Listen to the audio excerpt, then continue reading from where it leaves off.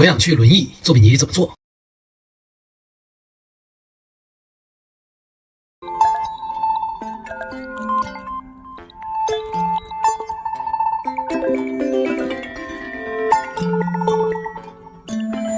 Things have changed in regards to portfolio, and some of our courses still ask you to come in with your portfolio. Others will ask you to submit a digital format version.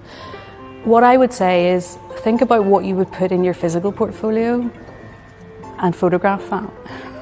If you are applying to one of our courses that don't require an interview, then it's really based on your application.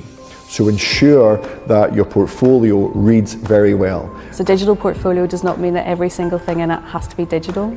So we would like you to take photographs of your sketchbooks. We want to see photographs of paintings, of drawings, of objects, as well as some of the digital work you might have done. And I always encourage annotation or notes within your portfolio to explain and contextualise your work. It's all about storytelling, so it should be, this is the introduction, this is the design brief, and you successfully go through a clear narrative to the conclusion. So if your portfolio can do that without you, it will only be enhanced with you.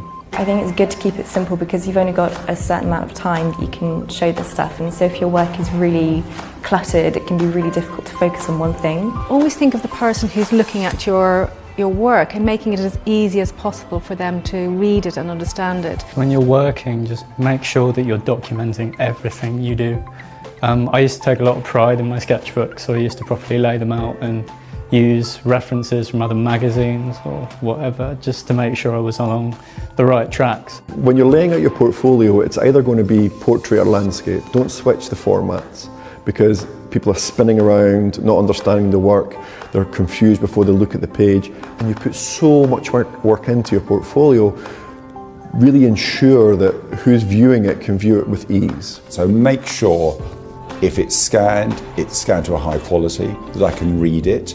But when it comes to you sending your work in the formats as well as the scale, I would always stick to PDFs. A PDF is a format which we can read over multiple platforms. File size is small, the image quality is good, and it allows us to read it on different types of devices. Take photographs of the experiments you've done. Take photographs of details, of shots, so we can see the scale of things, but also you can move around the object and show us what's happening in certain places. All you need is a white background, a piece of white paper and a piece of card underneath. When you're reading a magazine, the adverts in the magazine allow you to relax between the articles. It's the same with a portfolio. It has to read like a book, but also has to appreciate that there's moments where you want to consider something for a bit longer. We're really interested in links to websites, or to, it could be, for example, to Vimeo or YouTube, but I think it should be very clear, so that when you, and also to make sure that those files aren't corrupted, or that if they are password protected, that it's very easy and accessible. We can't sit and watch whole films. We'd love to sit all day and watch all your films, but you have to cut it down to a shortened version. You need to edit it down, and I'd say no more than 3 minutes. People sort of make the mistake of having a showreel where they just display work without showing what it is that they've actually specifically done on the showreel. You're going to have, in the future, in a creative industry, you're going to have a portfolio that changes, it evolves, it might become bigger, it might become smaller, you have a physical one, you might have a digital one. So think about how this can be editable, how that you can continue adding to it, developing it. So, maybe printed books and multiple formats of the same thing. It's quite an expensive outlay that we wouldn't really expect or particularly encourage.